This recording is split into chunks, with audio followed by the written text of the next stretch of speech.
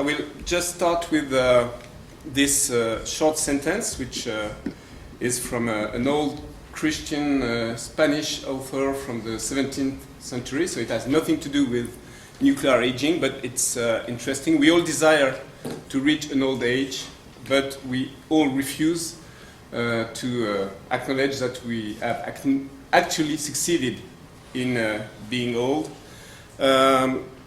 We know how this ends for each of us, and we don't want the same to happen with nuclear reactors, which means we have to implement decision-making processes and criteria to decide when nuclear reactors are actually old. And my first point will be to emphasize that we are discussing of the age of reactors, but we actually don't have any sound and common and shared basis to define this age. There are many points in the beginning of the life of reactors from a regulatory and technical point of view, but none of them is used as a common basis in all countries to count the age of reactors. So we don't have a clear and shared starting point. So we don't know if we should count the age of reactors on a calendar basis with the starting point being blurred, or if we should count the age, it's been discussed this morning, in terms of equivalent time of irradiation, which is the relevant factor to assess the actual aging of components.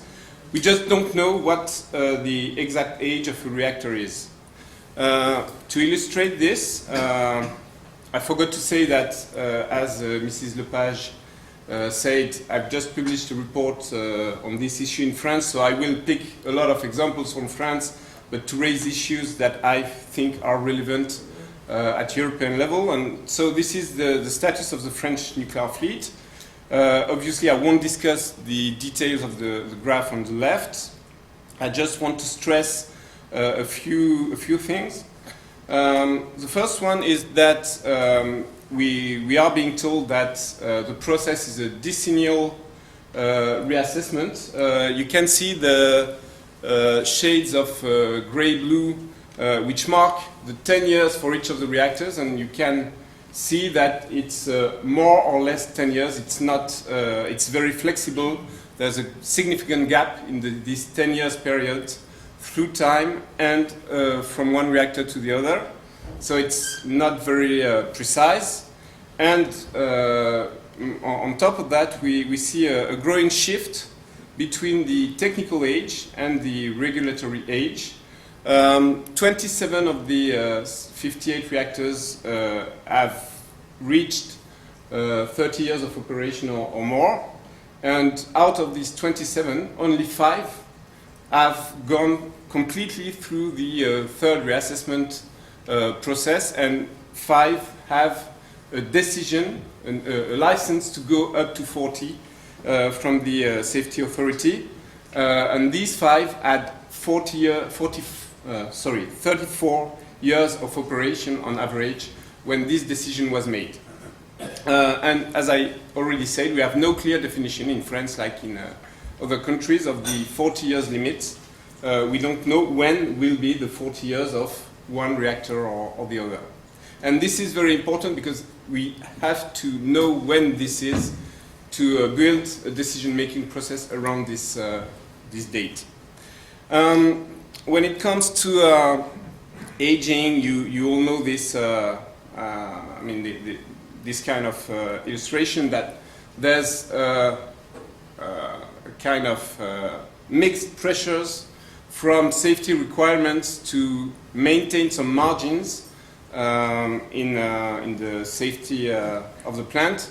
But on the contrary, we have an economic pressure to reduce the margins for profitability reasons, and it's all about the balance between them. And it's been told this morning that no reactor has been closed for technical aging, it's because of economics, but it's the economics of spending the money to maintain safety in an aging reactor. This graph is more important, I think, because it really illustrates the problem we have to face. On one hand, we are trying to improve the safety requirements through time, and on top of that, we've introduced reinforcements of the requirements due to the return of experience of Fukushima. But on the other hand, we have the effects of aging, which both means that there can be a growing gap between the theoretical status of the plant and its real status. And this gap could go up to the real status being failing to meet the safety requirements. So we have to manage both this uncertainty and this increase of requirements. In terms of safety issues, we are faced with the intractable limits of the initial design. There's an initial design lifetime, which is up to 30 to 40 years, depending on the reactors and countries. Severe accidents were not included in the beginning, and this is something which is hard to catch up with. And we have unavoidable problems of aging, both on big and not replaceable components, like the reactor vessel, but also on very diffuse equipments like old piping, electric wires within the plant. And on top of that, with the return of experience, we have these major failures of the in-depth defense approach. I won't discuss this further.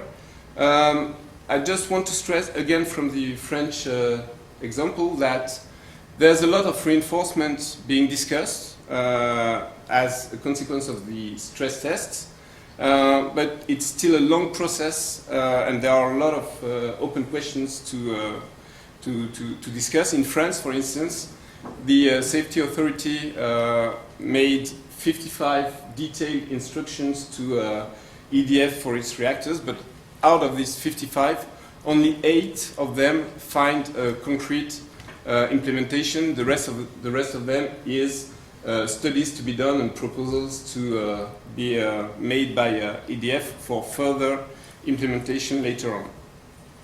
I will skip this one just to remind you, it's been already discussed that the position of the French Safety Authority is to get as close as possible from new reactor safety requirements, and this raises a lot of questions. Examples of issues to discuss when it comes to a lifetime extension in a post-Fukushima world include maintaining the integrity of the reactor vessel, and a part of the discussion which Frédéric Ménage referred to this morning on the evolution of demonstration of safety is EDF trying to change the criteria of integrity of the reactor vessel. We have the same kind of discussion with the reactor building containment, and it's the evolution of its tightness.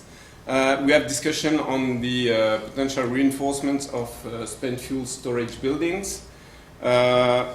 What has to be done with the diffuse obsolescence of materials and technical aging fatigue, reactive or preventive maintenance, what to do with the, should the operators buy stocks to prevent the obsolescence of certain materials, and a lot of issues like that.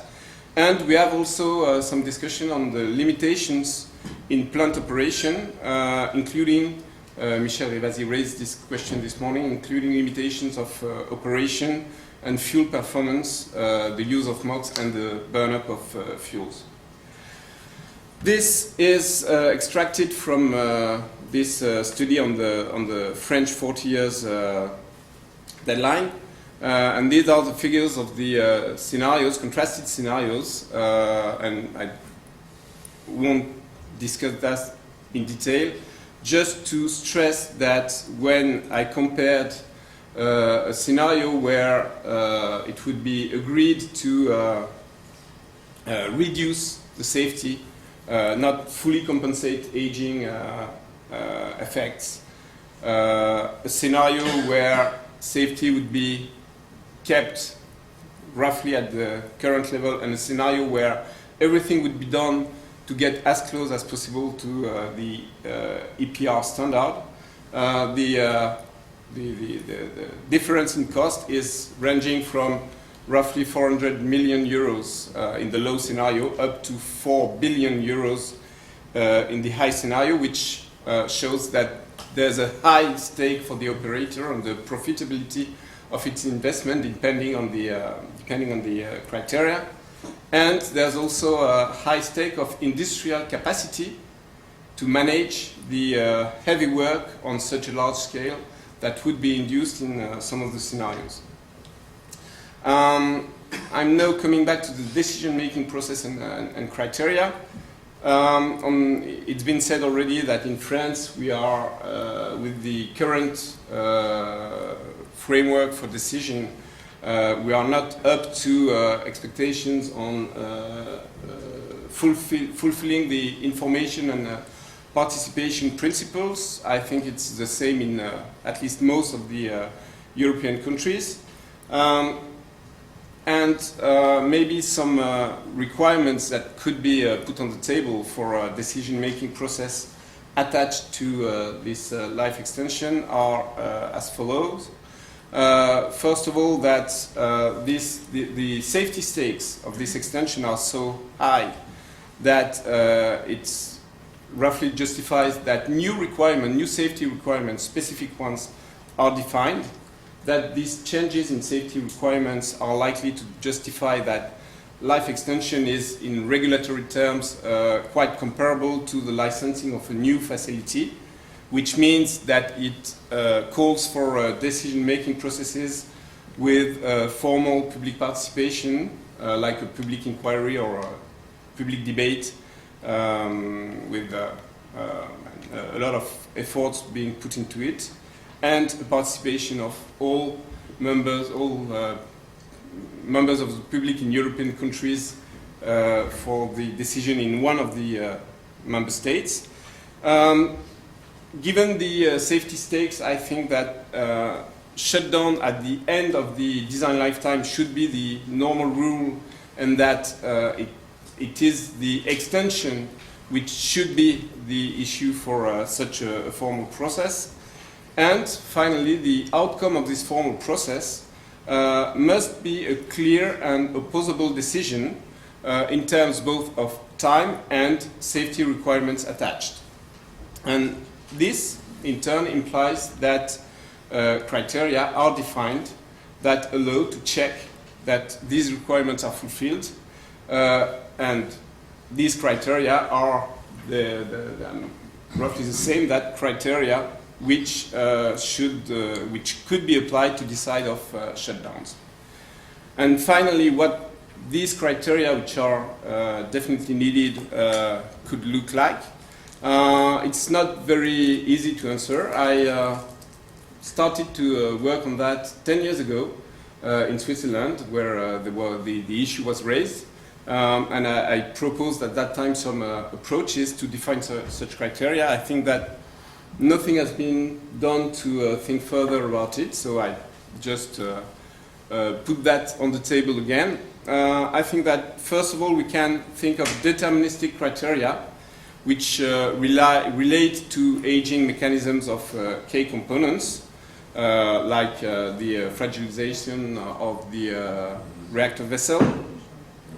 We could also think of probabilistic criteria in terms of, for instance, the evolution of the core damage frequency, what is acceptable, what is not, and this should rather be used in comparison between some situations than in absolute terms, because we know since Fukushima how cautious we must be with these probabilistic assessments. Some criteria could be based on how the operator fulfills some good practice, for instance, in respecting deadlines for major repairs.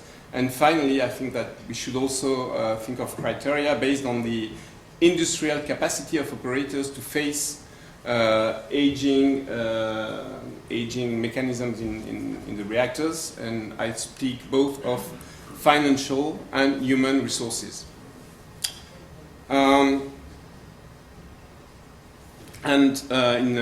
terms of my conclusions from this fast analysis is, first of all, that this is a major stake, therefore we must take it very seriously in terms of public decision. There's an important risk in the current situation that lifetime extension are decided de facto due to an insufficient regulatory and political framework. We see investments made by operators to prepare lifetime extension while they have no sufficient regulatory visibility, which bears a very strong industrial and financial risk. Lifetime extension goes beyond the actual design, and therefore meeting new safety requirements is not granted, and we had this from French ASN earlier on. It seems unavoidable to maintain high safety level to define a new and specific set of safety requirements applying to extension, and this in turn calls for defining a shared and objective reference to define the age of reactors, to define as well the measure of the time when a reactor reaches the end of its design lifetime, to have criteria to assess and decide on the status of aging reactors beyond that design lifetime, and to have an open and opposable decision-making process based on those criteria.